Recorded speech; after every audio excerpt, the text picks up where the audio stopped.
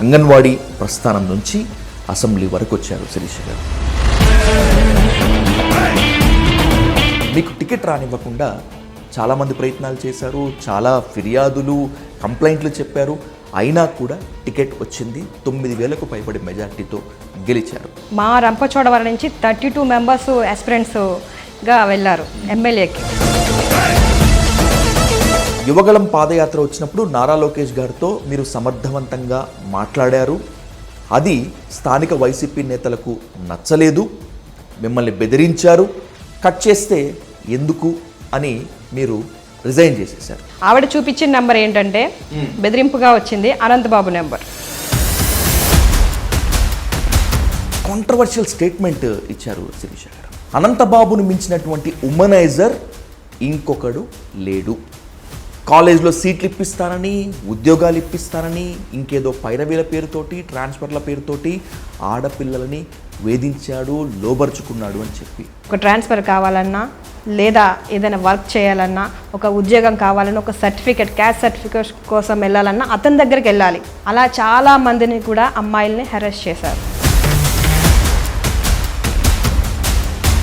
ఒక మహిళతో వివాహేతర సంబంధం అనంతబాబుకి ఉంది.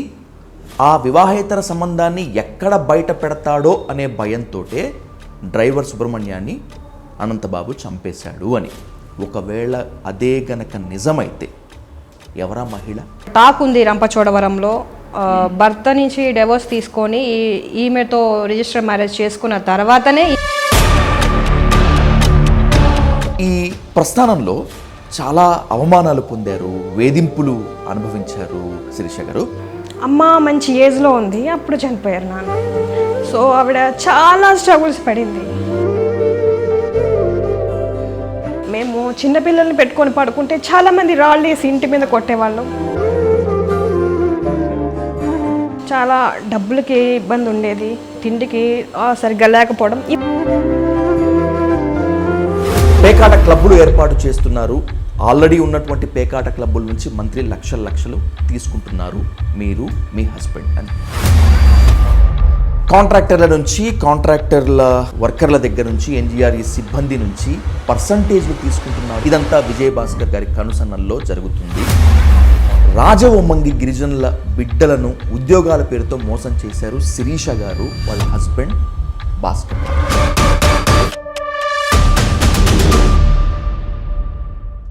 ఒకప్పుడు ఆమె అంగన్వాడీ టీచర్, ఇప్పుడు ఎమ్మెల్యే. ప్రజాస్వామ్యానికి దేవాలయంలా భావించే ఏపీ అసెంబ్లీలో ప్రత్యర్థులపై విరుచుకు పట్టము తెలుసు, ప్రజల సమస్యలపై గళమెత్తడము తెలుసు, ఆ సమస్యలకు పరిష్కారం కోసం ప్రభుత్వాన్ని నిలదీయటం కూడా తెలుసు. సామాన్య అంగన్వాడీ టీచర్ నుంచి ఎమ్మెల్యే స్థాయికి ఎదిగినటువంటి ఆమె జీవితం, ఆమె ప్రయాణం ఖచ్చితంగా స్ఫూర్తి పాఠమే. ఇది నాణానికి ఓవైపు మాత్రమే. తొలిసారి ఎమ్మెల్యే అయినా ఆమె చుట్టూ ఎన్నో అవినీతి ఆరోపణలు ముసురుకుంటున్నాయి.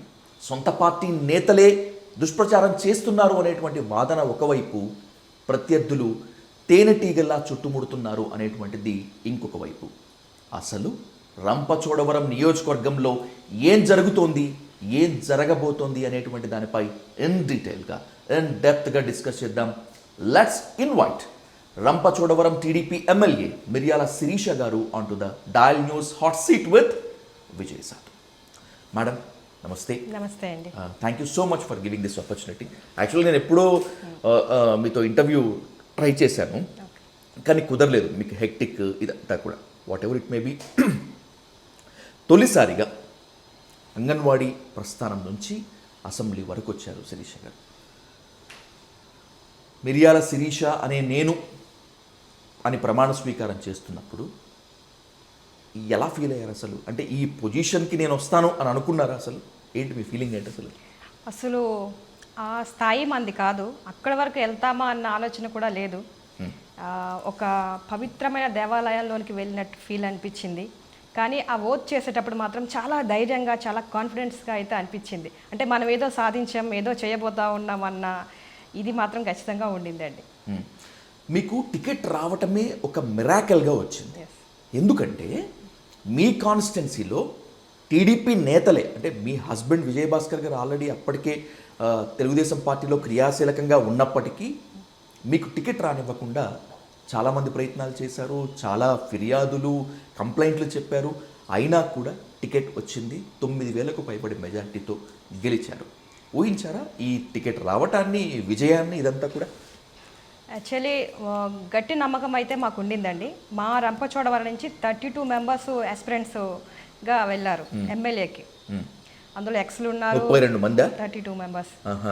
దాంట్లో మేము ఇట్లా స్టార్టింగ్లోనే యువగలం పాదయాత్ర లోకేష్ గారిని కలవడం జరిగింది. సో మేము మా హస్బెండ్ ఏ విధంగా పార్టీలో యాక్టివిటీగా ఉన్నారు, ఏం చేస్తుంటారు, మా అత్త మామలు ఎటువంటి ఫీల్డ్లో ఉన్నారు, నేను ఎటువంటి ఇబ్బందులు పడి వచ్చాను అనేది లోకేష్ గారి దృష్టిలో పెట్టడం జరిగింది. తర్వాత సీఎం గారి దగ్గర కూడా మేము చెప్పడం జరిగింది.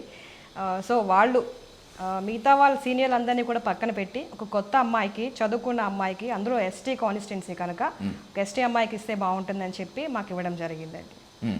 యాక్చువల్గా రాజేశ్వరి గారు అంటే మాజీ ఎమ్మెల్యే రాజేశ్వరి గారు విపరీతంగా ట్రై చేశారు టికెట్ కోసం. నేను సీనియర్ని, నాకు ఇవ్వండి. వాళ్ళ హస్బెండ్ చాలా కాలంగా పార్టీలో అయితే ఉండుండొచ్చు, కానీ తను మాత్రం పార్టీకి చాలా కొత్త అని చెప్పి విపరీతమైనటువంటి ప్రయత్నాలు చేశారు ఆమెకు చాలామంది మీ కాన్స్టిట్యున్సీలో మీ జిల్లా నేతలు కూడా ఆమెకు చాలా సపోర్ట్గా చేశారు. వీళ్ళందరినీ కాదని, మీరు చెప్పిన 32 మందిని కాదని, మీకు మాత్రమే రంపచోడవరం టికెట్ వచ్చింది అంటే, టీడీపీ బీఫామ్ వచ్చింది అంటే పైరవీలు చేశారా, లేకపోతే ఎమోషనల్ బ్లాక్మెయిలింగ్ చేశారా, లేకపోతే మీ టాలెంట్ని గుర్తించి పార్టీ అధిష్టానం మీకు టికెట్ ఇచ్చిందా? నిజంగానే రాజేశ్వరి గారు ఎక్స్ఎమ్మెల్యేగా ఉన్నారు, తర్వాత ఇన్ఛార్జ్గా కూడా ఉన్నారు. ఎందుకంటే 10 years మాకు వైఎస్ఆర్సీపీ పార్టీ రావడం జరిగింది రంపచోడవరంలో. సో తర్వాత ఆవిడ వైసీపీ నుంచి టీడీపీలోకి రావడం, టీడీపీలో ఇన్ఛార్జ్గా ఉండడం కూడా జరిగింది. నిజంగానే పార్టీకి కష్టపడ్డారు ఆమె. చాలామంది ఆవిడతో పాటు వెళ్ళి టికెట్ కోసం ట్రై చేశారు, వ్యతిరేకంగా మా కోసం మాట్లాడినారు. అయినప్పటికీ కూడా నేటికి ఆవిడతో మేము ఎటువంటి విభేదాలు పెట్టుకోలేదు. ఇప్పటికీ కూడా మేము ఆమెని వదిన అని పిలిచి ప్రతి కార్యక్రమానికి ఉన్నాయి, ఖచ్చితంగా ఉన్నాయి. నేను మా హస్బెండ్ ఆవిడని అక్క అంటారు, నేను వదిన అంటాం. సో ఏ యాక్టివిటీ జరిగినా, ప్రభుత్వ కార్యక్రమాలు ఏం జరిగినా ఆవిడని ఇన్వైట్ చేస్తాము. ఖచ్చితంగా నేనే కాల్ చేసి పిలుస్తాను. సో వాళ్ళు ఏం పెట్టుకున్నా సరే మాకైతే మనసులో ఏమీ లేదు. నిజంగానే మా టాలెంట్ చూసే ఇచ్చారని మాత్రం మేము ఖచ్చితంగా అనుకుంటున్నాను. మీ గురించి ఎక్కడైనా ఉదాహరించాల్సి వస్తే, మీ గురించి చెప్పాల్సి వస్తే శిరీష గారు, అంగన్వాడీ టు అసెంబ్లీ అని చెప్తారు. It's great journey. అసలు అంగన్వాడీ టీచర్ వదిలేసి ఎందుకు అసెంబ్లీ టికెట్ తెచ్చుకున్నారు అనేటువంటి దాన్ని ఖచ్చితంగా డిస్కస్ చేసి తీరాలి. మీ కాన్స్టిట్యున్సీలో యువగళం పాదయాత్ర వచ్చినప్పుడు నారా లోకేష్ గారితో మీరు సమర్థవంతంగా మాట్లాడారు. అది స్థానిక వైసీపీ నేతలకు నచ్చలేదు, మిమ్మల్ని బెదిరించారు, మీ మీద కంప్లైంట్స్ చేయబోయారు. కట్ చేస్తే ఎందుకు అని మీరు రిజైన్ చేసేసారు. ఇదేనా? అదే జరిగింది. ఇంతే? అంతే. ఓకే. ఇది మీకు మేలు చేసిందా లేకపోతే నష్టపరిచిందా? ఖచ్చితంగా మేలు చేసిందనే చెప్పొచ్చండి. నేను బీఈడీ చేసి ఉన్నాను. ఖచ్చితంగా టీచర్ ఫీల్డ్లోకి వెళ్దామని నా యొక్క ఇష్టమైంది ఫీల్డ్ అది. సో మా హస్బెండ్ నియోజకవర్గ తెలుగు యువత అధ్యక్షులుగా ఉన్నారు, అత్తామామలు సర్పంచులు చేశారు ఇద్దరు కూడా. సో వాళ్ళు టోటల్గా పొలిటికల్ బ్యాక్గ్రౌండ్ ఫ్యామిలీ. నేను దానికి డిఫరెంట్. ఓన్లీ వెళ్ళామా, జాబ్ చేసుకున్నామా, వచ్చామా. పెళ్ళయింది, అయిన వెంటనే ఒక 4 monthsకి అంగన్వాడీ పోస్ట్ ఖాళీ అయింది. వెంటనే దాంట్లో జాయిన్ అయిపోవడం జరిగింది. నేను 4,000 శాలరీతో జాయిన్ అవ్వాను అంగన్వాడీ టీచర్గా. 4,000 నుంచి 10,000 శాలరీ వరకు పెరిగింది. 5 years నేను చేశాను అంగన్వాడీగా. మా ఇంటి ముందే అంగన్వాడీ సెంటర్. సో హ్యాపీగా ఉండేది లైఫ్ అంతా కూడా. సడన్గా ఇట్లాగే మా ఆయన గారికి ఇష్టం కనుక లోకేష్ గారు, సో పాదయాత్రలో ఇట్లా ఉంది అని చెప్పి నా బర్త్డే సందర్భంగా ఆయన కలిసాం అదే రోజు. కలిస్తే ఏమైందంటే ఆ ఫొటోస్ని కొంచెం మంది ఫ్రేమ్ చేసేసి, అంటే కొంచెం మంది అంటే వైఎస్ఆర్సీపీ వాళ్ళే, ఈ అమ్మాయి పార్టీలో తిరుగుతుంది, ఇలాంటి ఉద్యోగంలో చేస్తూ అట్లా తిరగకూడదు కదా అని చెప్పి రకరకాలుగా పీడీ వరకు కంప్లైంట్ చేయడం జరిగింది. అండ్ నెక్స్ట్ వెంటనే పీడీ గారి నుంచి సిడిపోకి కంప్లైంట్ వచ్చింది. ఆమె డైరెక్ట్గా నన్ను పిలిచి వార్న్ చేశారు.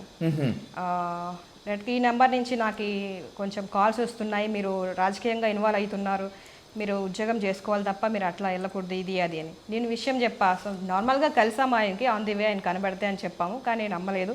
పదే పదే ప్రెజర్ చేయడం, సస్పెండ్ చేయండి అనే సిడిపో అని ఇబ్బంది పెట్టడం, మన వల్ల ఆవిడ ఎందుకు ఇబ్బంది పడాలి అని చెప్పి మేము డెసిషన్ తీసుకున్నాం. ఆవిడ చూపించిన నెంబర్ ఏంటంటే బెదిరింపుగా వచ్చింది అనంతబాబు నెంబర్. ఓకే. సిడిపోకి డైరెక్ట్గా అనంతబాబు కాల్ చేసి ఆమెను బెదిరించడం జరిగింది. ఆమెను సస్పెండ్ చేస్తారా లేదా మీ మీద ఏమైనా యాక్షన్ తీసుకోవాలా అని చెప్పి అంత ప్రెజర్ పెట్టారు. ఒక సామాన్య సిడిపో పాపం, ఆమె కూడా కొంచెం ఇన్నోసెంట్, మన వల్ల ఇబ్బంది పడొద్దు అని చెప్పి నేనే రాజీనామా చేసేసాను. చేసేసిన తర్వాత ఇంకా పార్టీలో తిరగడం స్టార్ట్ చేశాను. సో అక్కడ రంపచోడవరం నియోజకవర్గంలో వైసీపీ తన సమాధికి తానే పునాది రాయి వేసుకుంది. Yes, correct. అంతేనా? ఆమె కరెక్ట్? అంతే అండి. ఈ ప్రస్థానంలో చాలా అవమానాలు పొందారు, వేధింపులు అనుభవించారు, ఇంకా ఎన్నో థ్రెటనింగ్ కాల్స్ కదా శిరీష గారు. ఏనాటికైనా కూడా పొలిటికల్గా మీరు మీ ఫ్యామిలీ థ్రెటన్ అవుతారని భావించి వైసీపీ ఆ బెదిరింపులకు దిగిందా, లేకపోతే లోకేష్ గారు వస్తున్నప్పుడు వీళ్ళు పోయి కలవడం ఏంటి అని చెప్పి మీ హస్బెండ్ విజయ్ భాస్కర్ గారి మీద ఉన్నటువంటి రైవలరీతోటి మిమ్మల్ని టార్గెట్ చేశారా? ఖచ్చితంగా ఇప్పుడు ఒక రీజన్ ఉంది. నేనైతే ఖచ్చితంగా పార్టీలో ఇంతకుముందు ఎప్పుడు యాక్టివ్గా లేను, ఫ్యామిలీ జాబ్ చేసుకుంటున్నాం కనుక ఎప్పుడు ఇన్వాల్వ్ అవ్వలేదు. సో వాళ్ళది కొందరు ఉంటారు పార్టీలో యాస్పిరెంట్స్ అయి ఉండొచ్చు, లేదా పగల టీడీపీ జెండా నైట్ వైసీపీ జెండా కప్పుకునే వాళ్ళు కూడా ఉంటారు కదా. అలాంటి సోకాల్డ్ పర్సన్స్ ఏం చేశారంటే మన మీద ఎటువంటి నెగిటివ్ లేదు బ్యాడ్ చేయడానికి. సో హస్బెండ్ మా ఆయన గారిని టార్గెట్ చేసి ఆ విధంగా బ్యాడ్ రూమర్స్ తీసుకురావడం జరిగింది. అది మేము బీఫామ్ రాకముందే ఇలాంటిగా ప్రచారం చేశారు. అయినా మాకై మేము ప్రూఫ్ చేసుకోవడం జరిగింది, మేము ఏంటన్నది, ఏం జరిగింది అన్నది భగవంతుడికి తెలుసు. మీకు తెలిసే ఉంటుంది, అప్పుడు జాబ్స్ ఇప్పిస్తామని అమౌంట్ తీసుకున్నారు మా ఒక రూమర్ ఒకటి ఉండింది. నిజంగానే కట్టినటువంటి 2-3 వ్యక్తులు ఇచ్చినటువంటి అమౌంట్ వాళ్ళ చేతుల్లోనే మధ్యవర్తులకు ఇవ్వడం జరిగింది లాస్ట్ గవర్నమెంట్లో. ఓకే. సో వాళ్ళు ఏమైందంటే చేతులు ఎత్తేసారు. మనల్ని చూసి నమ్మి కట్టిన వాళ్ళ పరిస్థితి ఏంటి? అంతే కదా. ఇప్పుడు వాళ్ళు మమ్మల్ని నమ్మి ఇచ్చినారు. ఇప్పుడు అవతలతను చేయెత్తేసడం మనం కూడా ఎత్తేస్తే వాళ్ళ పరిస్థితి ఏంటి? అందరూ సామాన్య కుటుంబమే, పాపం ఏదో జాబ్ వస్తుందని ఆశపడ్డారు. సో వాళ్ళు ఇబ్బంది పడొద్దు, వాళ్ళు కట్టింది వాళ్ళకి ఇచ్చేయాలి అని మా సొంత డబ్బులు మేము ఇవ్వడం జరిగింది. ఎగ్జాక్ట్లీ. ఈ అవినీతి ఆరోపణలపైన ఖచ్చితంగా బ్రీఫ్గా డిస్కస్ చేద్దాం. దానికన్నా ముందు నాకు క్లారిటీ ఇవ్వండి. యువగళం పాదయాత్ర జరుగుతున్నప్పుడు నారా లోకేష్ గారికి వెళ్ళి ఈ సమస్యలు మీరు చెప్పడం మాత్రమే కాకుండా ఈ పరిష్కారాలకి ఇలా ఉంటే బాగుంటుంది అనేటువంటిది మీరు డీటెయిల్గా ఎక్స్ప్లెయిన్ చేశారు అని చెప్పి I have a credible source. మీ నోటి ద్వారా వినాల్సింది ఏంటంటే, మీరు నాకు ఎమ్మెల్యే టికెట్ ఇస్తే నేను కంటెస్ట్ చేస్తా, ఈ సమస్యలకు మొత్తానికి నేను ఒక దిక్సూచిగా ఉంటాను, ఒక పరిష్కార మార్గంగా ఉంటానని చెప్పి ఆ రోజే మీరు లోకేష్ గారితో అన్నారు అని చెప్పి నాకు క్లోజ్ ఫ్రెండ్ చెప్పాడు. నిజమేనా? నిజమే అండి. ఏం మీ ధైర్యం ఏంటి అసలు? ఏమో తెలియదండి. మేబీ రంపచోడవరం ఏజెన్సీ అంటేనే అందరి అభిప్రాయం ఏంటంటే ఎవరో ఒక డమ్మీ మహిళను పెడతారు, ఎవరో పెద్ద వ్యక్తి నడిపిస్తారు వెనకాల. సో రంపచోడవరం అంతా ఇప్పటి వరకు అట్లాగే నడిచింది. లాస్ట్ టైం జరిగింది కూడా అట్లనేనా? అట్లా జరిగింది. లాస్ట్ టైం సేమ్ అట్లాగే జరిగింది. ఎవరో పెద్ద ఆయన ఉంటారు, పైన ఎక్కడో వాళ్ళు నడిపిస్తారు, వీళ్ళు తానా అంటే తందానా, అదే నడిచింది. సో అక్కడ డెవలప్ అయింది ఏమీ లేదు, మార్పులు ఏమీ లేవు. సో నేను ఇట్లా బీఈడీ చేస్తున్నాను, చదువుకున్నాను, మా ఫ్యామిలీ కూడా పొలిటికల్ ఫీల్డ్లో ఉన్నారు. ఒక సర్పంచ్ స్థాయి నుంచి మేము వెళ్ళాం కనుక కింద గ్రామాల నుంచి ప్రజలు ఏ విధంగా ఇబ్బంది పడుతున్నా ఉన్నారు, సమస్యలు కూడా మాకు తెలుసు. ఖచ్చితంగా నేను చేయగలను, నాకు ఒక అవకాశం ఇవ్వండి అన్నా నేను అడగడం జరిగింది. నవ్వారు ఆయన. సరే అమ్మ చూద్దామన్నారు. మీ ధైర్యం ఏంటి అసలు? అంటే ఎలాగైనా నేను నిలబడాలి, ఎలాగైనా ప్రజలకు ప్రతినిధిగా ఉండి ఈ సమస్యలకు పరిష్కారం చూపించాలి అనేటువంటి అంకిత భావమా, పట్టుదల, లేకపోతే నన్ను ఇంత వేధించారు కదా, నన్ను ఇంత టార్గెట్ చేశారు కదా, నేనంటే ఏంటో చూపిస్తాను అనేటువంటి సవాలా? రెండు కూడా అవ్వచ్చు. నిజంగానే వాళ్ళు వైసీపీ వాళ్ళు టార్గెట్ చేశారు కనుక వాళ్ళకి బుద్ధి చెప్పాలన్నది సెకండ్. అయితే ఫస్ట్ మా ఏజెన్సీని మార్పు చేయాలి, ఖచ్చితంగా మేము అభివృద్ధి చేయగలను, మార్పు తీసుకురాగలను అనేటువంటి ఒక నమ్మకం, ధైర్యంతో ముందుకెళ్ళడం జరిగింది. నేను ఒక మాట ఫ్రాంక్గా చెప్తాను, మీరు గెలవాలని చాలామంది కోరుకున్నారు, గెలవరు అని చెప్పినటువంటి వాళ్ళు చాలామంది ఉన్నారు. రంపచోడవరం టీడీపీలో ఖాతాలోకి పోవటం అసంభవం అని అనుకున్నటువంటి వాళ్ళల్లో నేను కూడా ఒకండి.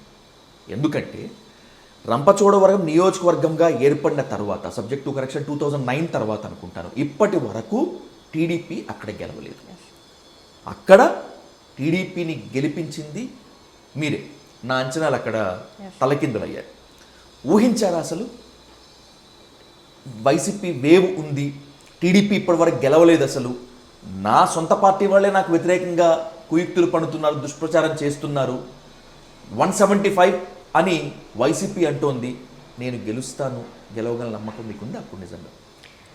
నిజంగానే ఖచ్చితంగా నాకు నమ్మకం ఉంది. చాలామంది ఇప్పుడు ఏంటంటే ఎవరు గెలుస్తారు ఏంటి అన్నది టీవీలో చాలా మంది చెప్పారు జర్నలిస్టులు. దాంట్లో ప్రతిసారి కూడా రంపచోడవరం లూజింగ్ అనే వచ్చింది.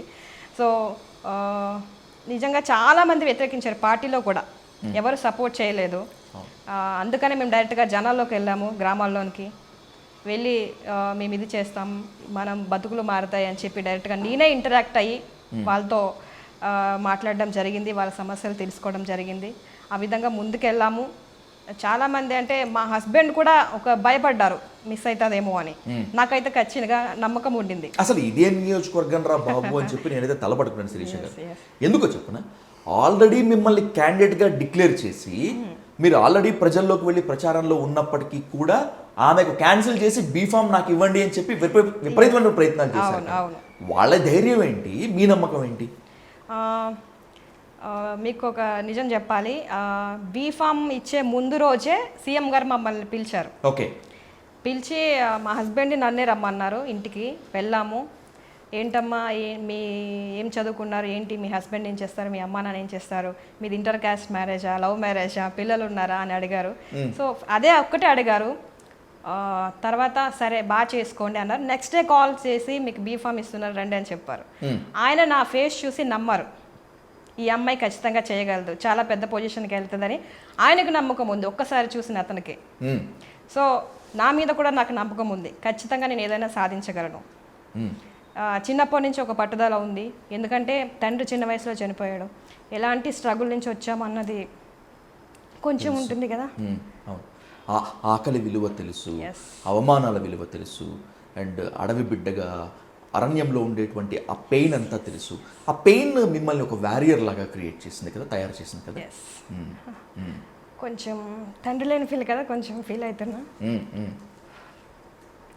ఓకే, అమ్మ మంచి ఏజ్లో ఉంది, అప్పుడు చనిపోయారు నాన్న.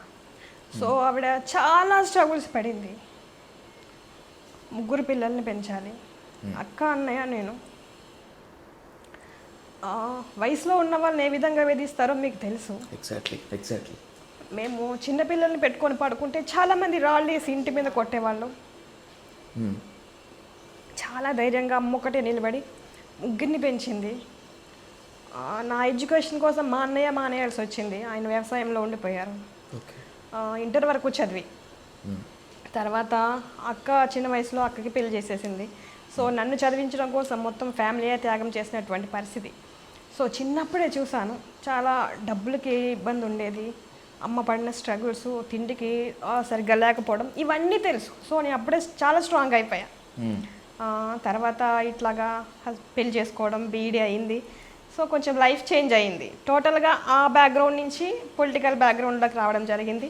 సో అత్తయ్య మామయ్య ఎప్పుడు చూసినా ఇంటి చుట్టూరు పొలిటీషియన్స్ ఉండడం, రకరకాల పరిస్థితుల వల్ల ఇంకా ఈ విధంగా కూడా కొంచెం స్ట్రాంగ్ అయిపోయాం. సో అప్పటి నుంచి ఏం చేసినా సరే ధైర్యంగా ముందుకెళ్తాను నేను. ఖచ్చితంగా నేను చేయగలను, ఖచ్చితంగా చేస్తాను అనేటువంటి ఒక నమ్మకం. I'm sorry for your pain MLA గారు. సర్వసాధారణంగా బంధువులు, సన్నిహితులు అండగా నిలబడేందుకు ప్రయత్నిస్తారు కదా, వాళ్ళెవరు కనీసం అసిస్టెన్స్ కూడా ఇవ్వలేదా ఆ పీరియడ్లో? అంత దుఃఖభరిత సమయంలో ఎవరు ఏం అసిస్టెన్స్ లేదు? ఉన్నారు, కానీ ఎవరు ఫ్యామిలీస్ వాళ్ళు కదా, మరి అంతగా చూసారు. మామయ్యలు ఉన్నారు, పెద్దమ్మలు, పిన్నులు అందరూ ఉన్నారు, కానీ అందరూ నార్మల్ ఫ్యామిలీసే. వాళ్ళు కష్టపడి కూలీకి వెళ్తే కానీ గడవనటువంటి పరిస్థితులు. కొందరు ఉన్నారు, మా అక్క వాళ్ళ హస్బెండ్ టీచరే వాళ్ళు. సో వాళ్ళు కొంచెం చూసినప్పటికీ, అంటే మేము చిన్నగా ఉన్నప్పుడు ఇంకా అక్కకి పెళ్ళి కాలేదు కదా, అటు తర్వాత అయింది కొంచెం పెద్ద అయినప్పుడు. సో కొంచెం చూసేవాళ్ళు, కానీ ఆ పరిస్థితి కొంచెం అట్లాగే ఉండేది. అమ్మ బయటికి వెళ్ళిపోయేది పనులకి, 2-3 నెలలు పనులకి వెళ్ళి మేము అమ్మమ్మ వాళ్ళ ఇంట్లో ఉండి అట్లా గెట్టినవే వాళ్ళం. అలాంటి పరిస్థితులన్నీ చూసాము. సో అందుకనే ఖచ్చితంగా మంచి పొజిషన్లోకి వెళ్ళాలి, మంచిగా అమ్మని చూసుకోవాలి అనేటువంటి ఒక ఆలోచన ఉంటుంది. అయ్యో, ఇవన్నీ కూడా మీరు ప్రూవ్ చేసుకోవడం మాత్రమే కాదు శిరీష గారు, భవిష్యత్ తరాలకు మీరు ఒక స్ఫూర్తి పాఠంగా కూడా నిలుస్తున్నారు. Hats off for that. నేను కూడా ఆ పేదరికము ఇవంతా చూసి ఆ పెయిన్ చూసిన వాడిగా కాబట్టి అడుగుతున్నాను. ఎవరైతే మనకు అండగా నిలబడలేదో, ఎవరైతే పలకరిస్తే వీళ్ళకి ఎక్కడ సహాయం చేయాల్సి వస్తుందేమో అని చెప్పి ముఖం చాటేసుకున్నటువంటి బంధువులు, సన్నిహితులు, స్నేహితులు మనం ఒక పొజిషన్లోకి వచ్చినప్పుడు కొంతమంది మాత్రం వాడు మా వాడేరా, ఆమె మా అమ్మాయేరా, ఇప్పుడంటే ఎమ్మెల్యే అయింది కానీ ఇంతకుముందు ఆ అమ్మాయి నా చేతుల్లో పెరిగింది, నా దగ్గర పెరిగింది అంటూ ఉంటారు కదా. ఇలా చూసారా డబుల్ స్టాండర్డ్ మనుషుల్ని? చూసామండి. నేను టికెట్ ట్రై చేస్తున్నానని చెప్పినప్పటికే మనకెందుకమ్మా ఆ రాజకీయాలు, ఓడిపోతే పరువు పోతుంది, అవసరమా మనకి డబ్బు ఖర్చు పెట్టాలి, ఎక్కడ డబ్బు పెడతాము, ఇదంతా మనకు అవసరమా అని చెప్పి చాలామంది డిస్కరేజ్ చేశారు. కానీ ఎమ్మెల్యే అయిన తర్వాత మాత్రం మా అమ్మాయి అని చెప్పి సెల్ఫీలు దిగటం అని చెప్పి చాలా మంది అట్లా చేశారు. వచ్చారు చాలా మంది, మా ఫ్రెండే, నా క్లాస్మేట్ అని, మా చుట్టాల అమ్మాయి అని చెప్పి చాలా మంది అన్నారు. అవన్నీ గుర్తున్నాయి, మనసులో ఉంటాయి. ఎలా అనిపిస్తుంది శిరీష గారు వాళ్ళందరినీ చూసినప్పుడు, ఆ డబుల్ స్టాండర్డ్ ఫేసెస్ చూసినప్పుడు ఎట్లా అనిపిస్తుంటుంది మీకు? మనసులో ఉంటుంది తన క్యారెక్టర్ ఏంటన్నది, బట్ మనం పైకి చెప్పలేం కదా, మనుషులు ఇంతేరా అంతే అనుకుంటాం, అంతే. సర్వసాధారణంగా మామూలు జీవితంలోనే మనం ఎన్నో విమర్శలు ఎదుర్కోవాల్సి వస్తుంది, ఆరోపణలు ఎదుర్కోవాల్సి వస్తుంది. రాజకీయాల్లో అయితే మరీను మనం ఏం చేసినా చేయకపోయినా కూడా నిప్పులేందే పొగరాదు కదా అని చెప్పి ప్రత్యర్థి పార్టీలు మొత్తం అంతా కూడా విమర్శిస్తూ ఉంటాయి. ఆ సందర్భాలలో అయిన వాళ్ళు కూడా డైలమాలో పడిపోతారు, నిజమేనేమో అని చెప్పి. ఇలాంటి సందర్భాలు ఉన్నాయా లైఫ్లో? ఉన్నాయి. ఇప్పుడు ఇన్ని కాలంలో ఇంతే ఎమ్మెల్యే అయిన తర్వాత ఉన్నాయండి ఖచ్చితంగా. ఇప్పుడు అందరూ కూడా ఎట్లా అయిపోయారంటే, మనకి ఏదైనా సహాయం చేస్తేనే వాళ్ళకి చేయాలి, ఏదైనా ఇస్తే వాళ్ళ నుంచి ఏదైనా ఆశించే వాళ్ళు చేసేటువంటి పరిస్థితులు చాలా ఉన్నాయి. అట్లాగా మేము చూస్తూనే ఉన్నాం, మన చుట్టాలని కానీ ఫ్రెండ్స్లో కానీ ఇట్లాంటి పరిస్థితులు ఉన్నాయి. ఇక చూస్తే మా కాన్స్టిట్యున్సీలో నేటికి చాలా పెద్ద కాన్స్టిట్యున్సీ, మీకు తెలుసు, 12 మండలాలు అయింది. 12 మండలాలు రీసెంట్గా ఒకటి కలపడంతో 11 విస్తీర్ణ పరంగా చాలా పెద్దది. ఇప్పుడు మీరు చూస్తే మన ఎమ్మెల్యే అయినప్పటి నుంచి నక్సల్స్ హడావిడి, బాగా ఇంటీరియర్ ప్లేసెస్ ఉంటాయి మాకి, అడవుల్లో కొండల్లో ఉంటారు, అక్కడికి వెళ్ళాలంటే అవ్వదు, వాళ్ళకి నేను ఏం చేయలేకపోతున్నానే అన్న బాధ, నన్ను నమ్మి ఓట్లు వేశారు, వాళ్ళకి ఏదో ఒకటి చేయాలనే ఆతృత మనలో ఉంటుంది. కానీ అక్కడ పోలీసుల నుంచి మనకి పర్మిషన్ ఉండదు వెళ్ళాలంటే, సెక్యూరిటీ అని. ఇట్లా 1 year అయిపోయింది. మ్యాక్సిమం నేను మండల్ హెడ్ క్వార్టర్లోనే కార్యక్రమాలు చేసుకొని వచ్చేటువంటి పరిస్థితి ఇట్లా ఉంది. నేను వెళ్ళాలని మీకు ఉన్నప్పటికీ కూడా because of security reasons they won't allow. అట్లాంటి పరిస్థితులు ఉన్నాయి. ఏదేమైనా సరే నమ్మి ఓట్లు వేశారు కనుక మా ప్రజలకి న్యాయం చేయాలి, మా ప్రాంతాన్ని అభివృద్ధి చేసుకోవాలని ఒకటే థాట్తో ముందుకెళ్తా ఉన్నాం. ఎమ్మెల్యేగా మీ తొలి జీతం రంపచోడవరంలో ఉన్నటువంటి కొన్ని అభివృద్ధి పనులకి మీరు డొనేట్ చేశారు. And by the same way ఒక ఆశా వర్కర్ అనారోగ్యంతో చనిపోయింది అని చెల్లించిపోయి దాదాపు 10 లక్షల రూపాయల నిధులతోటి, మీ సొంత నిధులతోటి అంబులెన్స్ ఏర్పాటు చేశారు. పబ్లిసిటీ స్టంట్స్ అనుకుందామా, లేకపోతే పెయిన్, మనిషి విలువ తెలుసు కాబట్టి ఇలా చేశారందామా? ఫస్ట్ మేము ఎమ్మెల్యే కాకముందే మాకు వెహికల్ ఉంది, బొలోరా నియో వెహికల్ ఉందండి. అయితే ఏమైందంటే మేము ట్రయల్స్లో ఉన్నప్పటికి నుంచే ఒక బాడీ రాజమండ్రి నుంచి కానీ కాకినాడ నుంచి కానీ గవర్నమెంట్ హాస్పిటల్ నుంచి మా ప్రాంతానికి రావాలంటే అక్కడ ఉన్నటువంటి అంబులెన్స్ డ్రైవర్లు 10-15 వేలు లేదా 25,000, భద్రాచలం పక్కన ఉన్నటువంటి ఎటపాక చింతూరు వరకు వెళ్ళాలంటే 30,000-25,000 తీసుకున్నటువంటి పరిస్థితి.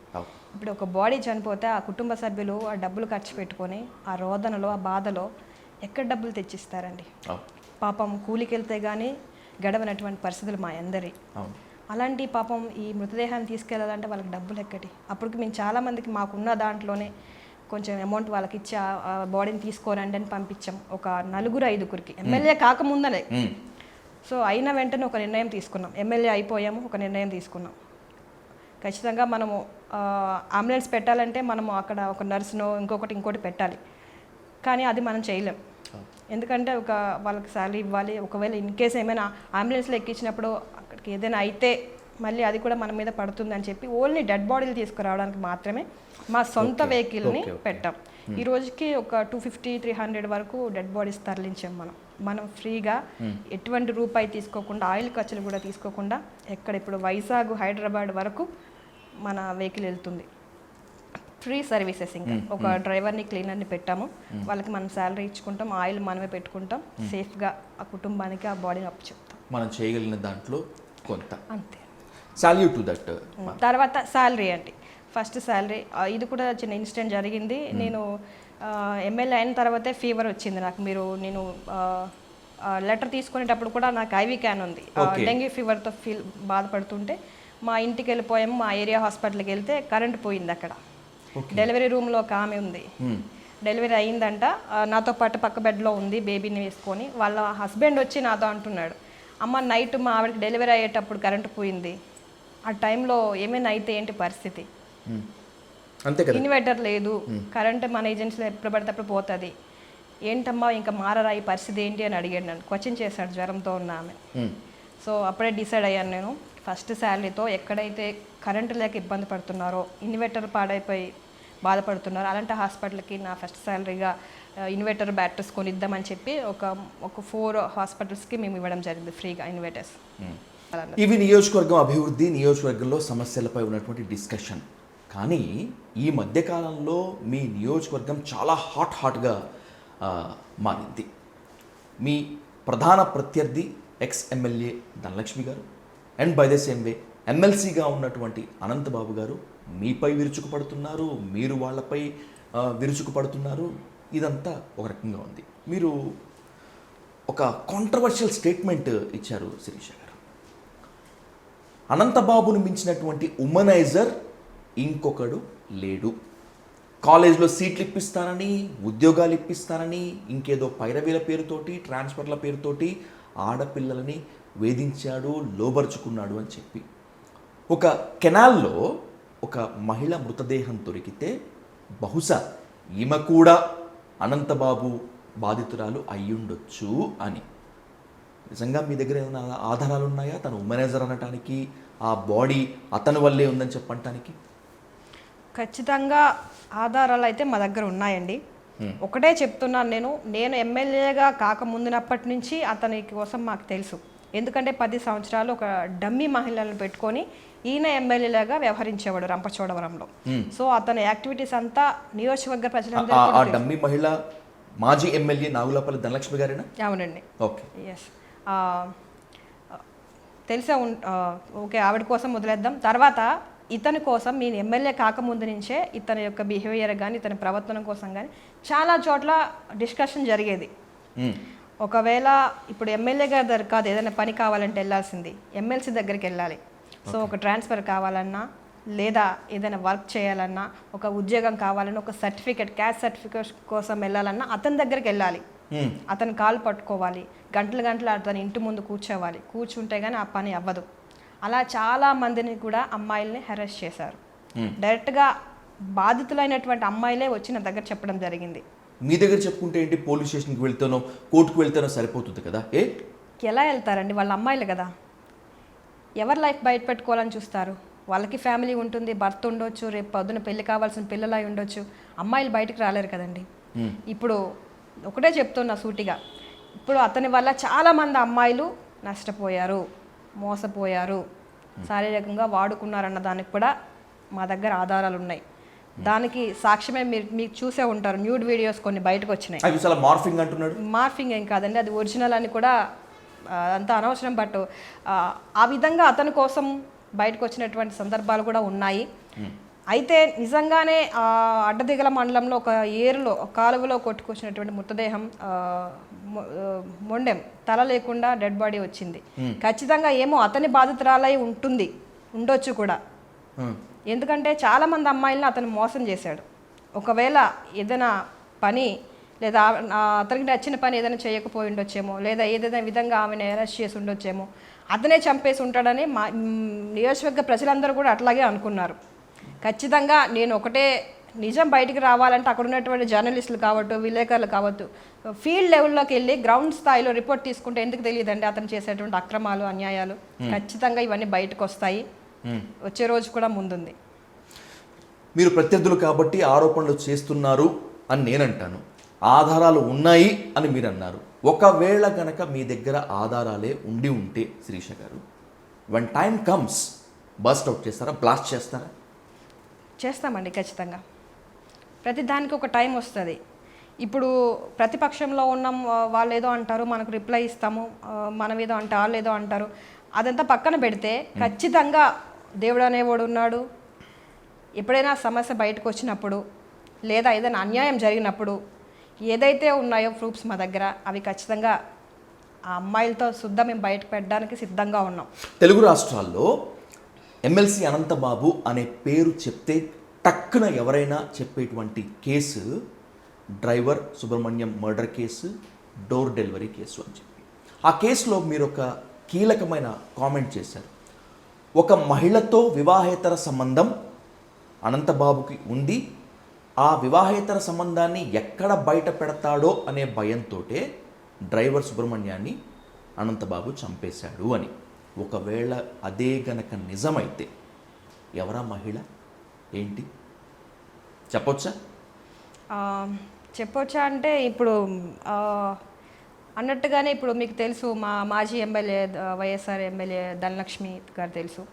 సో ఒక టాక్ ఉంది రంపచోడవరంలో, భర్త నుంచి డివోర్స్ తీసుకొని ఈమెతో రిజిస్టర్ మ్యారేజ్ చేసుకున్న తర్వాతనే ఈమెకి ఎమ్మెల్యే టికెట్ ఇప్పించారని చెప్పి ఒక ఫొటోస్ సర్క్యులేట్ అవ్వడం జరిగింది మా కాన్స్టిట్యున్సీలో. సో ఆ విధంగా ఎఫ్ఐఆర్ ఉంది. ఆ ఫొటోస్ నేను కూడా చూశాను శిరీష గారు. బ్యాక్ బోన్గా నేనున్నాను, నియోజకవర్గంలో పార్టీకి పెద్ద దిక్కుగా నేను ఉన్నాను, నేను నడిపిస్తున్నాను అనేటువంటి అక్కసుతోటి ఫొటోస్ మార్ఫింగ్ చేసి ఇదంతా దుష్ప్రచారం చేశారు అని చెప్పి ధనలక్ష్మి గారు చెప్పారు. And by the same Anantha Babu గారు కూడా చెప్తున్నారు.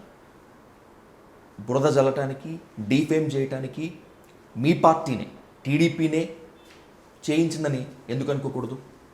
ఇప్పుడు మనకు అవసరం ఏముందండి, మనం ఎమ్మెల్యే అయిపోయాం కదా. ఇప్పుడు వాళ్ళతో మనకు పనేమీ లేదు. ఫొటోస్ మార్పింగ్ చేసి ఇంకోటి చేసే అంత అవసరం మనకి లేదు. మన పని మనం చేసుకుంటా వెళ్తా ఉన్నాం. ప్రత్యేకించి ఒక డోర్ డెలివరీ చేసి అలాంటి బిహేవియర్ కలిగినటువంటి వ్యక్తి కోసం మనం ప్రత్యేకించి ఆలోచించి మాట్లాడుకొని అతన్ని హైలైట్ చేసే అంత ఆలోచన అయితే మనకి లేదు, మా నాయకులకు కూడా ఎవరికి లేదు. సో అదైతే నిజంగానే జరిగిందని వాస్తవంగా అక్కడ ఉన్నటువంటి వాళ్ళే చాలామంది చెప్పడం జరిగింది. రైట్. సుప్రీంకోర్టు పరిధిలో ఉంది, కోర్టు పరిధిలో ఉంది కాబట్టి దీనికన్నా మనం ఎక్కువగా డిస్కస్ చేయకూడదు అనేటువంటి లిమిటేషన్ నాది. ఎందుకంటే ఉమెన్ మోడెస్టీ ఉంది కాబట్టి దానికన్నా ఎక్కువ డిస్కస్ చేయలేం. బట్ మీ పాయింట్ ఆఫ్ వ్యూలో వాట్ ఈజ్ అనంతబాబు? ఉమనైజర్ అన్నారు, కబ్జాకోర్ అన్నారు, అతను చేయనటువంటి అరాచకం లేదు అన్నారు. ఇప్పటికీ అదే మాట మీద ఉంటారా? ఇంకేదన్నా మార్పు ఉందా? ఎందుకంటే లడ్డూ కల్తీ ఆరోపణలను డీవేట్ చేయడానికి కూటమి ఫెయిల్ అయింది కదా కొన్ని హామీల్లో, వాటిని డీవేట్ చేయడానికే మళ్ళీ ఆ కేసుని తిరగదోడి అనవసరంగా కక్షపూరితంగా బిహేవ్ చేస్తున్నారనేటువంటిది నిన్న నేను ఆయనతో ఇంటర్వ్యూ చేశాను. ఆయన అంటున్నారు అన్నమాట. గతంలో లాస్ట్ గవర్నమెంట్లో అట్లా ఉండేదండి. మనం ఏదైనా ఆ గవర్నమెంట్ మీద క్వశ్చన్స్ వేస్తే వాళ్ళు వెంటనే వేరే దాని మీదకి డైవర్ట్ చేయడానికి ప్రయత్నించేవాళ్ళు. అల్లరి సృష్టించడమో లేకపోతే బోట్ల మీద తగలబెట్టడమో రకరకాల ప్రయత్నాలు వైసీపీ గవర్నమెంట్లో మనం చూసేవాళ్ళం. అదే థాట్లో వీళ్ళు ఇంకా ఉన్నారు, మనం ఏదో చేశామని. ఇప్పుడు ఆయన ఏదో నీతిగా నిజాయితీగా ఉన్నట్టుగా శ్రీరామచంద్రుని అన్నట్టుగా చెప్తున్నాడు. మనిషిని చంపి డోర్ డెలివరీ చేసి ఓకే సుప్రీంకోర్టులో ఉంది, బెయిల్ మీద బయట ఉన్నారు. సో ఇప్పుడు అతని మీద మళ్ళీ ఎప్పటికైనా నిజం తెలుస్తుంది. ఖచ్చితంగా కోర్టులో ఉంది కనుక తప్పు చేసిన వాళ్ళకి ఖచ్చితంగా శిక్ష పడుతుంది. న్యాయం అన్యాయం అన్నది భగవంతుడు చూసుకుంటాడు అనేది ప్రతి ఒక్కరికి ఆలోచన ఉంది. అయితే ఇది ఉండగా మళ్ళీ ఆయన ఏంటంటే గవర్నమెంట్ మీద చెడ్డ పేరు తీసుకురావాలని, నేను ఎక్కడికి పారిపోలేదు, నేను ఎక్కడికి వెళ్ళిపోతాను, అనవసరంగా మా కుటుంబ సభ్యులను బయటకు తీసుకొస్తున్నారు, సో అని మాట్లాడుతున్నారు. నిజంగా వాస్తవంగా ఆయన్ని మన స్టూడియో నుంచి నేను ప్రశ్నించేది ఒకటే, ఇప్పుడు ఏం జరిగింది అన్నది భగవంతుడికి తెలుసు. ఇప్పుడు అతను చేసిన తప్పు ఖచ్చితంగా ఏదో ఒక రోజు తెలుస్తుంది. ఒకవేళ ఆయన దృష్టిలో ఆయన కరెక్ట్ అయి ఉండొచ్చు, మనం చూసే వాళ్ళ దృష్టిలో మంది తప్పు అయి ఉండొచ్చు, కానీ జరిగేది ఎప్పటికైనా నిజమే బయట తెలుస్తుంది. చట్టం ఎప్పుడు ఎవరికి చుట్టం కాదనేది కూడా ఎంత వాస్తవమో అదే జరుగుతుంది. అయితే ప్రభుత్వం మీద చెడ్డ పేరుగా ఆయన తీసుకొస్తా ఉన్నాడు. కల్తీ దాని మీద డైవర్షన్ చేయడానికి నా కేసు తీసుకొస్తున్నారు. ఇతను ఏమైనా పెద్ద నాయకుడా అండి? ఇతనికి మించిన నాయకులు వైఎస్ఆర్సీపీలో ఉన్నారు కదా, వాళ్ళనే మేము టార్గెట్ చేయొచ్చు కదా. నాయకుడు కదా, ఎందుకంటే రంపచోడవరం నియోజకవర్గానికి సంబంధించి టీడీపీ, జనసేన, వైసీపీ వ్యతిరేక వర్గము, అనంతబాబు వ్యతిరేక వర్గం చెప్పేది ఏంటంటే ఈజ్ అన్ అన్అఫీషియల్ నియంత రంపచోడవరం నియోజకవర్గానికి అని కాదా? లీడర్ ఏం కదా? లీడర్ అంటే అండి ఇప్పుడు ఆల్మోస్ట్ ఆయన జీరో. ఎందుకంటే దళితుల్ని చంపేశాడు, మహిళలను టార్గెట్ చేస్తాడు, హ్యూమనైజరు, అవసరమైతే మనుషులు కూడా చంపేటువంటి వ్యక్తిత్వం కలిగిన వ్యక్తి, కోట్లు సంపాదించుకున్నాడు మహిళల పేర్లు చెప్పి. అతనితో మోసపోయినటువంటి ఎంతో మంది ఉన్నారు. సో మా దృష్టిలో అయితే అతను జీరోనే. ఈరోజు నన్ను మీరు చూసారు, అమెరికాలో ఉండి కనసాయిగా చేసి చంపేస్తానని నన్ను ఒక ఎస్టీ మహిళని బెదిరించడం. ఆ రోజు మీ అపరకాలిక అవతారం కూడా నేను చూసాను. ఈ విధంగా అతను తప్పు చేసి ఇన్ని నిందలు ఇవన్నీ చేసి ఒక సామాన్య మహిళల్ని బెదిరించడం అనేటువంటి ఆలోచన ఎట్టి విధంగా ఉందంటే అతని ప్రవర్తన మీకు అర్థమై ఉంటుంది. నా దృష్టిలో అయితే ఒక సామాన్య అంగన్వాడీ టీచర్లో ఓడిపోయాడు కనుక అతను ఏం నాయకుడు, ప్రజల్లో అతనికి ఏముంది, ఆయన నా దృష్టిలో అయితే జీరో. సో అతను సరైన నాయకుడే కాదు, నియంత అంతకంటే కాదన్నది నా ఉద్దేశం. Right, we must respect the courts. కాబట్టి ఈ కేసు ఆ ఇష్యూ గురించి వదిలేద్దాం. Let's start truth or dare. Me constituency గురించి ఖచ్చితంగా మాట్లాడుకోవాలి. ఇందాక ఎక్స్ ఎమ్మెల్యే వైఎస్ఆర్సీపీ నేత నాగులాపల్లి ధనలక్ష్మి గారి గురించి మాట్లాడుతూ ఆమె ఒక డమ్మీ మహిళ అన్నారు. మీరు చెప్పినటువంటి ఆ డమ్మీ మహిళే మీకు ఇప్పుడు చుక్కలు చూపిస్తుంది రంపచోడవరం కాన్స్టిట్యున్సీలో. ఫుడ్ పాయిజన్ విషయంలో ఆమె మాట్లాడుతోంది. అన్నింటికీ మించి ఎక్కడ ప్లేస్ చెప్తారో చెప్పండి, డేట్ మీరు డిసైడ్ చేయండి. ఎమ్మెల్యే శిరీష, ఆమె భర్త విజయ్ భాస్కర్ అవినీతి అక్రమాలను నేను నిరూపిస్తా అని చెప్పి సవాల్ చేస్తోంది. రెడీనా? మేము రెడీగా ఉన్నాం ఖచ్చితంగా. ఆ రోజే ఆవిడకి చెప్పడం జరిగింది. సో మీరు చెప్పండి, వస్తాం ఎక్కడికంటే అక్కడికి. మేము అడిగిన దానికి కూడా మీరు సమాధానం చెప్పండి అని చెప్తున్నాం. సో వాళ్ళు ఒకటే పెట్టుకున్నారు. ఇప్పుడు ఎమ్మెల్యేగా చిన్న వయసులో వచ్చింది, ఒక ఏం లేని బ్యాక్గ్రౌండ్ నుంచి వచ్చి ఈరోజు రంపచోడవరాన్నే శాసించే అంటటువంటి స్థాయికి అమ్మాయి వెళ్ళిపోయింది కనుక ఏదో విధంగా బ్యాట్ చేయాలని చెప్పి రకరకాల రూమర్స్ మా హస్బెండ్ పైన నా పైన క్రియేట్ చేసి ఈ విధంగా చేస్తున్నారు. ఏదేమైనా వాస్తవంగా ఏం జరిగింది, వాళ్ళు అడిగిన ప్రతి దానికి సమాధానం చెప్పడానికి ప్రూఫ్స్ అయితే మా దగ్గర ఉన్నాయి. ఖచ్చితంగా ఆవిడ ఎక్కడ రమ్మంటే అక్కడికి వచ్చి సమాధానం చెప్పడానికి మేము సిద్ధంగా ఉన్నాం. రైట్, ఆ వేదిక కాకుండా మనము డయల్ న్యూస్ వేదికగా మీరు హాట్ సీట్లో కూర్చున్నారు కాబట్టి ఈ ఆరోపణల్ని ఖచ్చితంగా డిస్కస్ చేద్దాం. పేరుకు మాత్రమే రంపచోడవరం నియోజకవర్గానికి మీరు ఎమ్మెల్యే, అక్కడ పెత్తనం చలాయించేది మొత్తం అంతా కూడా మీ హస్బెండ్ విజయ్ భాస్కర్ గారే. ఆయనే షాడో ఎమ్మెల్యే. ఆయన కనుసైగ లేకుండా, ఆయన ఆజ్ఞ లేకుండా రంపచోడవరం నియోజకవర్గంలో చీమ కూడా చిటుక్కుమనదు. నిజమేనా?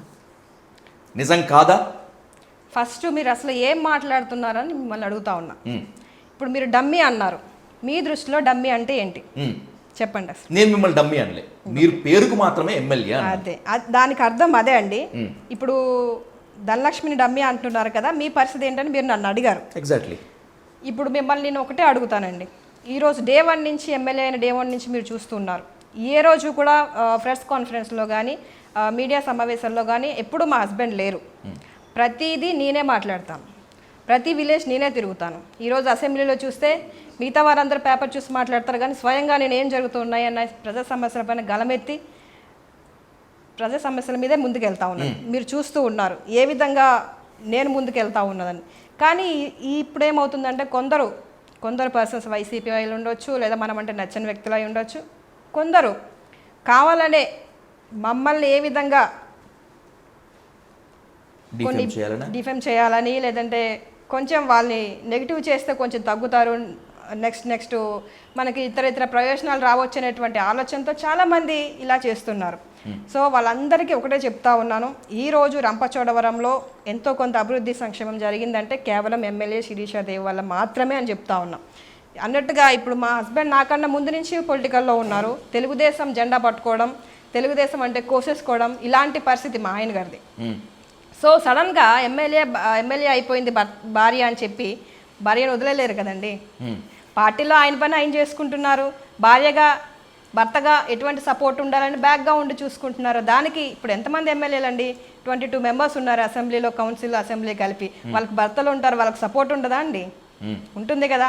సో దాన్ని కూడా తప్పుగా చూసేటువంటి కొందరు జనాలకి ఒకటే చెప్తా ఉన్నా నేను. ఈరోజు ఎమ్మెల్యే శిరీషాదేవి ముఖ్యమంత్రి గారు ఏదైతే నమ్మి ఓట్లేసి టికెట్ ఇచ్చినారు, ప్రజలు నమ్మారు, ఓట్లు వేశారు, ఏ విధంగా ముందుకెళ్ళాలి, ఏ విధంగా అభివృద్ధి చేసుకోవాలన్న ఒకటే ఒక థాట్ తప్ప ఈ భర్త ఉండి ముందు నడిపిస్తున్నారు అన్నది వాస్తవం కాదు. మీరు ఫీల్డ్లోకి వచ్చి ఒకసారి పూర్తి ఎంక్వైరీ చేస్తే మీకే మీ తెలుస్తుంది. క్యాపబిలిటీస్ మీద నాకు పూర్తి స్థాయిలో నమ్మకం ఉంది శిరీష గారు. బికాజ్ ఎందుకంటే మిమ్మల్ని ఆశాంతం చదివాను నేను. ఇందాక షాడో ఎమ్మెల్యే అన్నాను. విజయభాస్కర్ గారు మీ హస్బెండ్ ఎక్కడా కూడా తెర ముందుకు రావట్లే, అంతా తెర వెనుకాలే నడిపిస్తున్నారట అని. మీ దాకా వచ్చాయో లేదో నాకైతే తెలియదు, కానీ మీరు ప్రజలకు జవాబుదారీ. యాజ్ ఎ జర్నలిస్ట్గా నేను ప్రజలకు జవాబుదారీ కాబట్టి ఈ ఆరోపణలు మీ ముందుకు ఒక్కొక్కటిగా పెడతాను. పేకాట క్లబ్బులు ఏర్పాటు చేస్తున్నారు, ఆల్రెడీ ఉన్నటువంటి పేకాట క్లబ్బుల నుంచి మంత్రి లక్షలు తీసుకుంటున్నారు మీరు, మీ హస్బెండ్ అని నిజమేనా? వాస్తవంగా అది జరిపించేది అనంతబాబు. ఆయన టైంలో ప్రతి మండలంలో కూడా ఈ గ్యాంబ్లింగ్ అనేది జరిగేది, విచ్చలవిడిగా జరిగేది. మాకు తెలుసు అవి కూడా. పొలిటికల్ ఫీల్డ్లో లేకపోయినా ఏం జరుగుతుంది అనేది ఒక అవగాహన ఉంటుంది కనుక. సో గవర్నమెంట్ మారినా సరే పాత ఎస్ఐలు, సిఐలు ఉండడం వల్ల అది కంటిన్యూ అయ్యేది. మేము చాలాసార్లు ఎస్పీ గారికి, డిఎస్పీకి, అక్కడ ఉన్నటువంటి డిఎస్పీలకి కంప్లైంట్ చేయడం జరిగింది. నేనే డైరెక్ట్గా లొకేషన్ పెట్టి పలానా ప్రాంతంలో ఇట్లా జరుగుతుంది, మీరు వెంటనే వెళ్ళండి, రైట్ చేయండి అని చెప్పినటువంటి పరిస్థితులు కూడా ఉన్నాయి. నేను ఈరోజు కూడా స్టిల్ ఎక్కడ కూడా గ్యాంబ్లింగ్ జరగకుండా చూడాలనేది నా ఆలోచన. ఆ విధంగానే ముందుకెళ్తా ఉన్నాం. నేను కానీ నా భర్త కానీ అలాంటి వాటికి అస్సలు సపోర్టే చేయమండి. అది వాస్తవం. కాంట్రాక్టర్ల నుంచి, కాంట్రాక్టర్ల వర్కర్ల దగ్గర నుంచి, ఎన్జీఆర్ఈ సిబ్బంది నుంచి, వీళ్ళందరి నుంచి కూడా పర్సంటేజ్లు తీసుకుంటున్నారు అనేటువంటిది మీ ప్రత్యర్థి పార్టీ వాళ్ళు కాదు శిరీష గారు. మీ పార్టీలో ఉన్నటువంటి చాలామంది నేతలే ఓపెన్గా మాట్లాడుతున్నారు. ఇదంతా విజయభాస్కర్ గారి కనుసన్నల్లో జరుగుతుంది అంటున్నారు. అది నిజంగా వాస్తవం కాదండి. ఇప్పుడు నచ్చని వాళ్ళు చాలామంది ఉంటారు, రకరకాలుగా మాట్లాడతారు. ఒకటే తెలియజేయాలనుకుంటున్న వారికి వాస్తవంగా ఏదైనా చూస్తే మాట్లాడాలి తప్ప, చూడకుండా మనకు నోటికి వచ్చింది ఏది పడితే అది మాట్లాడడం అన్నది కరెక్ట్ కాదు. నిజంగానే ఎమ్మెల్యే గారు డబ్బులు అడిగారు, వర్కులు కానీ కాంట్రాక్టర్లు కానీ రకరకాలుగా ఇబ్బంది పెడుతున్నారని ఎవరైనా మనకి వీడియో రూపంలోనో వాయిస్ రూపంలోనో నిరూపిస్తే దానికి మేము యాక్సెప్ట్ చేస్తామండి. కానీ చూడకుండా అంటే మాత్రం దేనికి సహించే పరిస్థితే లేదు. అది మన నాయకులైనా సరే, ప్రతిపక్షం వాళ్ళైనా సరే. రైట్. ఇందాక మీరు ఒక మాట అన్నారు, and by the same way నేనే అది స్కిప్ చేశాను, తర్వాత డిస్కస్ చేద్దామని చెప్పి. ఆధారాలు ఉంటే చూపించండి అని అంటున్నారు కదా. రాజవొమ్మంగి గిరిజనుల బిడ్డలను ఉద్యోగాల పేరుతో మోసం చేశారు శిరీష గారు, వాళ్ళ హస్బెండ్ భాస్కర్ గారు. వాళ్ళు నిజంగా గనక తప్పు చేయకుండా ఉంటే ఎందుకు ఆ అభ్యర్థులకి డబ్బులు కడతారు అనేటువంటిది స్ట్రైట్ క్వశ్చన్. నా స్ట్రింజెంట్ క్వశ్చన్ కూడా అదే. మీరు తప్పు చేయకపోతే, ఉద్యోగాల పేరుతోటి అభ్యర్థులను మోసం చేయకపోతే మీరు ఎందుకు డబ్బులు కడతారు? అంత అవసరం లేదు కదా. ఎస్, నేను మీకు చెప్పాను అంగన్వాడీ టీచర్గా చేశానని, బీఈడీ చదువుకున్నానని. సో ఎవరైతే కట్టిన పర్సన్స్ ఉన్నారో ఒక 3-4 వాళ్ళతో పాటు నేను కూడా కట్టి ఉన్నాను. నేను ఒక 5 lakhs కట్టి ఉన్నానండి అమౌంట్. అట్లాగే ఒక వ్యక్తి మధ్యవర్తి వచ్చారు. అప్పుడు ఆ గవర్నమెంట్లో వచ్చి కొన్ని పోస్టులు ఉన్నాయి, సో ఎవరైనా తెలిసిన వాళ్ళు ఉంటే సో ఇంత అమౌంట్ ఈ పోస్ట్ అని చెప్తే నాతో పాటు ఇంకో 3కి అమౌంట్ కట్టి ఇవ్వడం జరిగింది. అట్లాగా ఒక 3-4 years అయిపోయింది, జాబ్స్ రావట్లేదు. వాళ్ళని అడిగితే ఫోన్ స్విచ్ ఆఫ్, సమాధానం లేదు. మనకి డబ్బులు ఇచ్చిన వాళ్ళు, మన ద్వారా కట్టిన వాళ్ళందరూ కూడా మాకు ప్రెజర్ చేయడం జరిగింది. మా పరిస్థితి ఏంటి, మీకు డబ్బులు కట్టాం, మిమ్మల్ని నమ్మి ఇచ్చాం, మా పరిస్థితి ఏంటి అని. ఓకే. సో మేము కింద స్థాయి నుంచి వెళ్ళాం, మధ్యతరగతి ఫ్యామిలీ. వాళ్ళు ఏ విధంగా ఎక్కడ అప్పులు తెచ్చుకొని కట్టుంటారో అని ఒక ఆలోచన. సో అవతల వ్యక్తి నుంచి మాకు డబ్బులు వచ్చినా రాకపోయినా ఈరోజు మా దగ్గర మా అమౌంట్ అవతల వాళ్ళ దగ్గర మిగిలిపోయింది ఒక 50 లక్షలు. 50 లక్షల రూపాయలు మేము నష్టపోయాం. ఆ వ్యక్తి ఇప్పటికీ దొరకలేదు, ఏం చేశాడో తెలియదు డబ్బులు. ఈవెన్ నా పోస్ట్కి కట్టినటువంటి డబ్బులు కూడా.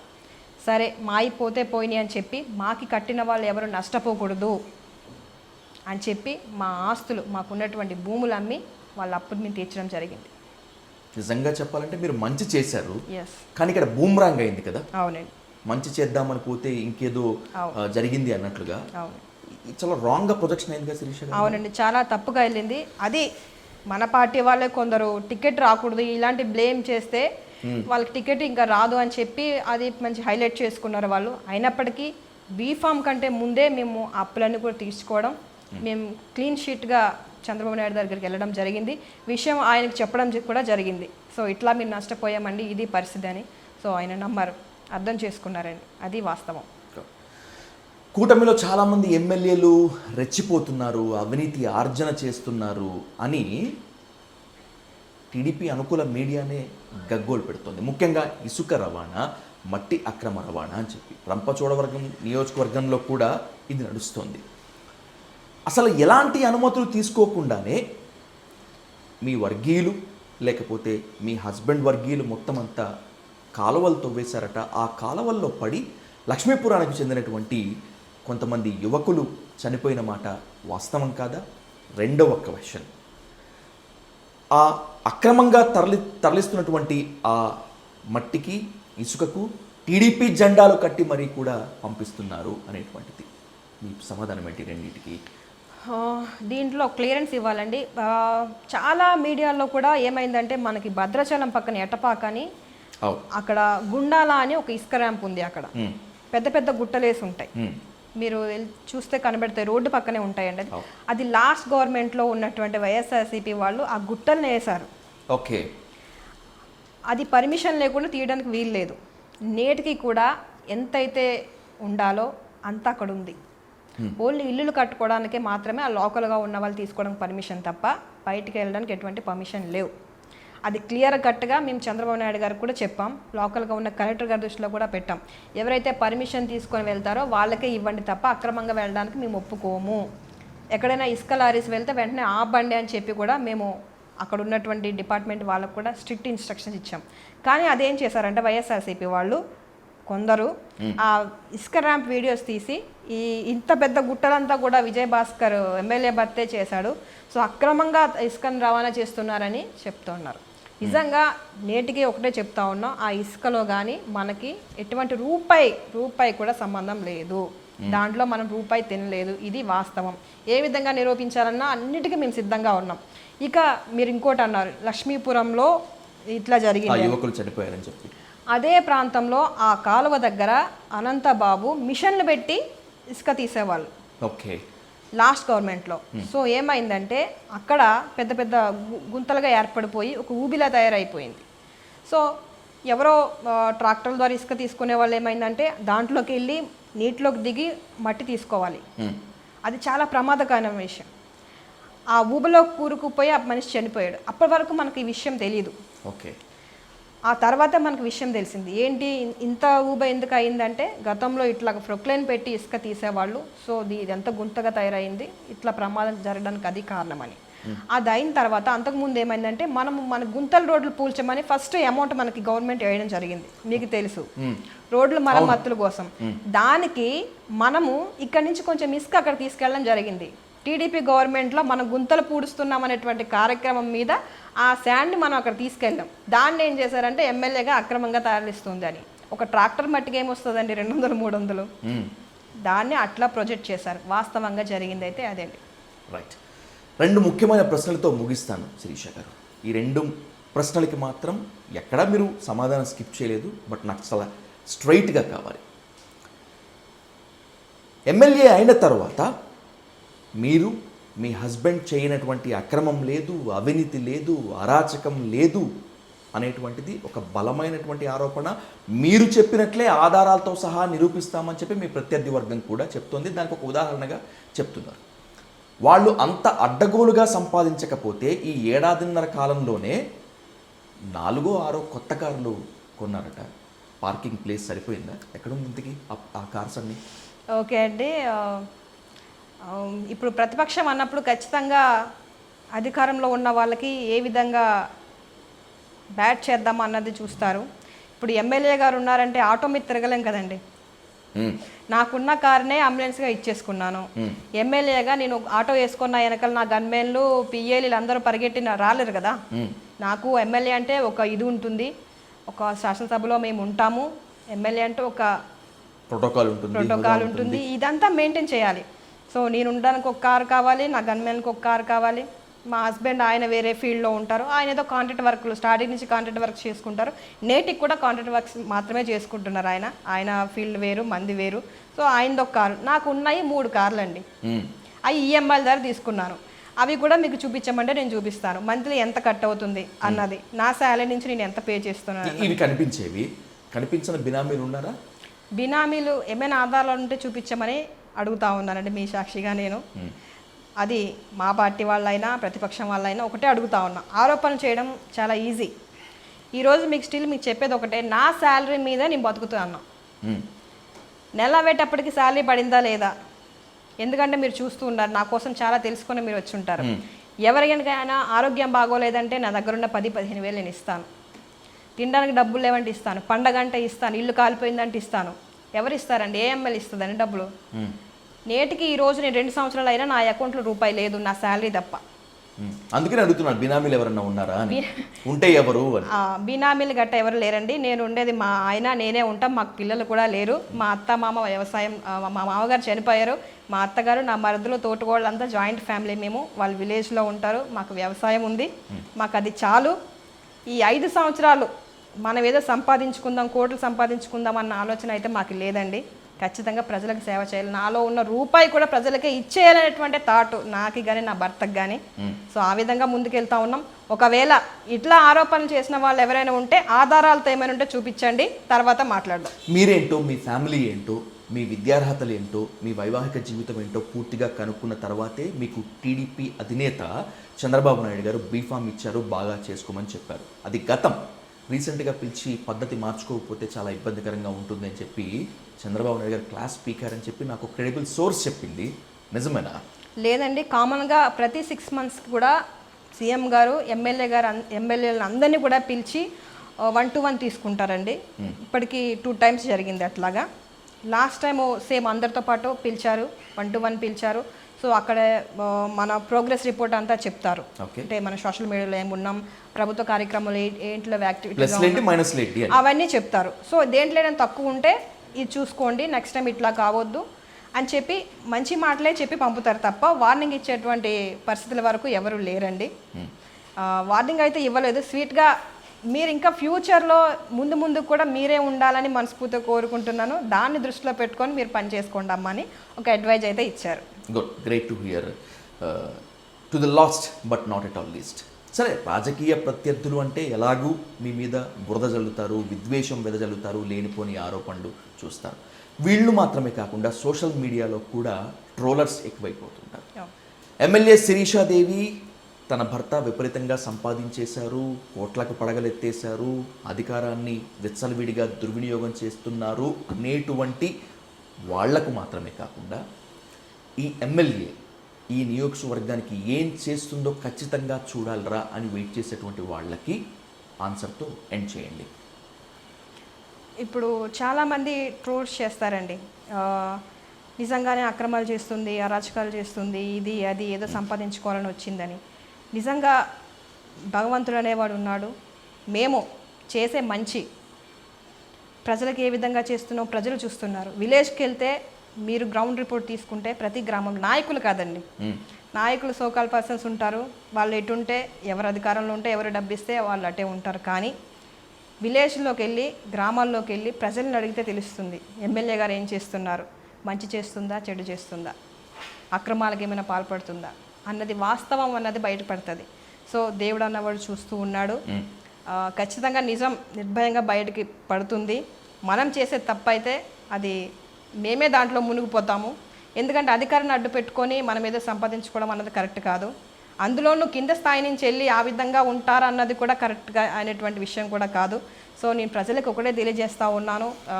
కింద కామెంట్ చేసే వాళ్ళందరూ కూడా చాలామంది రకరకాల కామెంట్ చేస్తుంటారు. నా వీడియోస్ కింద చాలాసార్లు బాధపడ్డాం, ప్రజలకి మంచి చేసినా ఎందుకు ఇట్లా బ్యాడ్గా పెడుతున్నారు అని చెప్పి చాలా ఇదిగా ఫీల్ అయ్యాం. తర్వాత నుంచి అవి చూడడం కూడా మానేసాం. కామెంట్స్ ఇంకా అలవాటు అయిపోయింది. ఇంకా వాళ్ళు అట్లాగే అంటారు.